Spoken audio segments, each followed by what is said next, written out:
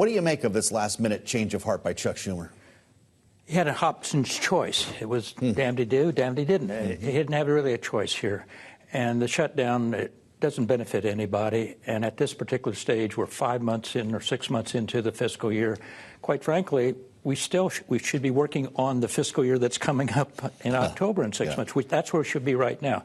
So he didn't have a good choice here. As I understand, there's going to be another vote tonight. Maybe it's going to be by unanimous consent. That's going to fix something, set it out, and that's the D.C.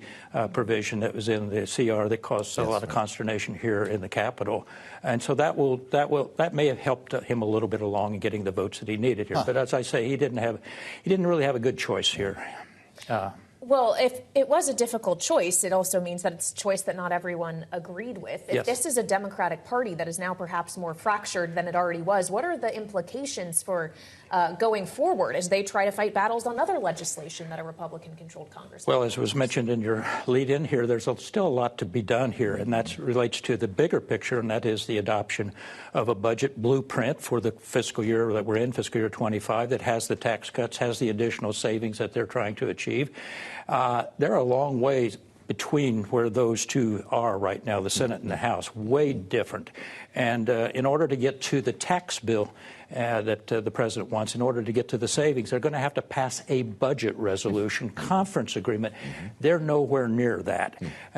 So that is going to take some time. And there's where some leverage exists with the Democrats in terms of the provisions that are going to be in that reconciliation bill.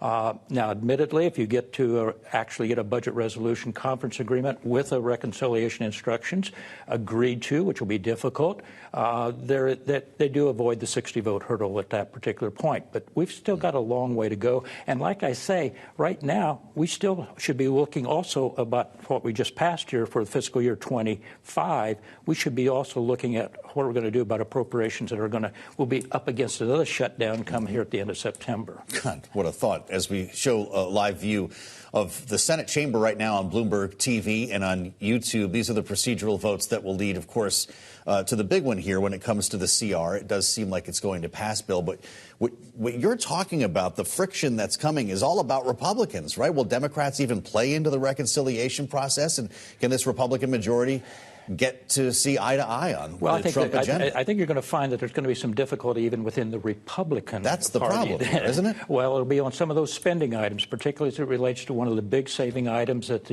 at least the House budget indicated was in the Medicaid program. There are going to be a lot of Republicans who are going to have some real difficulty with finding $880 billion in the Medicaid program. So it's not, yes, there's going to be some difficulty there for the Democrats, but there's going to be a lot of difficulty for even some Republicans. And the other issue there is as it relates to the deficit. Quite frankly, as it stands right now with doing a tax cut that they want to do in this reconciliation bill, we're not going to be reducing debt and deficit in this country. Quite frankly, we'll be adding to it. There are those fiscal hawks still up there that think we ought to be doing something about the debt and deficit. And just simply cutting taxes and adding to that deficit is going to cause them some problems. It's an endangered species these days. Well, and I'm very glad, Bill, that you raised Medicaid, because today Mehmet Oz faced his Senate Finance confirmation hearing as he has, of course, been nominated to head the Centers for Medicare and Medicaid Services. And this was his exchange with Democratic Senator Ron Wyden of Oregon.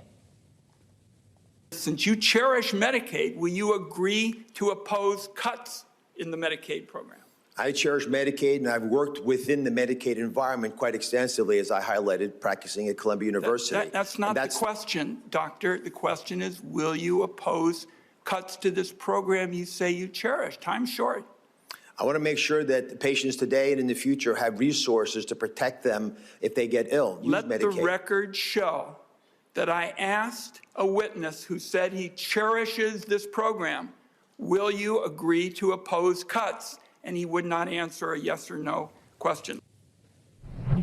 Indeed, that was not a direct answer, but as you just alluded to, it is a hard one for many politicians to answer. This is a potentially politically damaging issue if you come down on the wrong side of it in the view of the people voting for you. So if Medicaid can't realistically be touched, at least to the extent that they're planning, what do you cut instead? Well, you look at the SNAP program. If you're taking Social Security off the table, you're taking Medicare off the table. I don't think you should anticipate that Medicaid is completely off the table. They're talking about cuts in spending.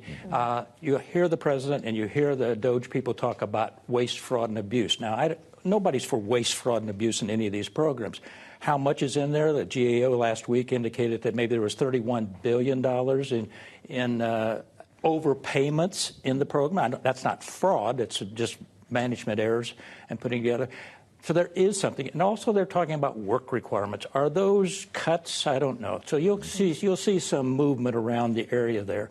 But reductions in the reimbursement rates, those are off the table. There's no way I can see the getting a reconciliation bill that it includes $880 billion at this stage. Bill, you mentioned the cuts to the D.C. budget. When we consider the federal city, this is something that we've aired out a bit on the program. Come to find out that this was not some sort of punitive action by Republicans against the dreaded District of Columbia, that it was largely chalked up to an error to cut $1 billion out of the budget here and maybe prompt a recession. Are they going to get around this tonight? Yeah, I believe they'll get around it. I think that was Mr. Schumer made a comment before they went to that vote that he has indicated that they would have a bipartisan agreement on a fix to that. They'll be sitting down separately from the CR, so they don't have to send the CR back to the House. Now, the question will be when the House comes back on the 25th, will they take that up and pass it? But I think they will. I think what this highlights is the difficulty of doing this, managing government this way through continuing resolutions. We wouldn't be in this situation if we do the 12 individual appropriation bills.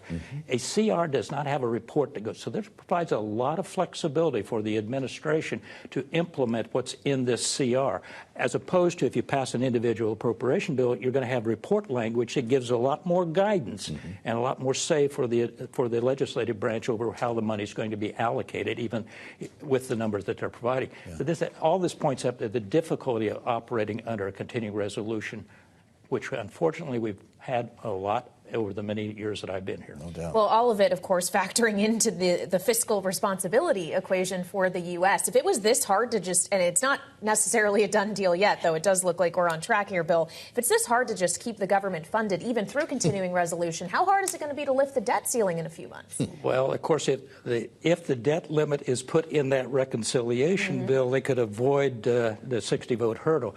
It's going to be tough. And in fact, I would argue that if they do a debt limit bill freestanding, that's where leverage does occur for the Democratic Party going forward. Remember, the reason we have these caps right now for the current fiscal year comes out of the Fiscal Responsibility Act of 23, which set these caps. This is the last one. We're finished. We're going to have to negotiate again that debt limit along with caps for the upcoming fiscal year. And remind you, everybody knows this, I guess, but I just have to keep reminding people, we're talking about $1.8 trillion, which is only about 30% of, it's all that other portion of the, that's 75% of the rest of the budget.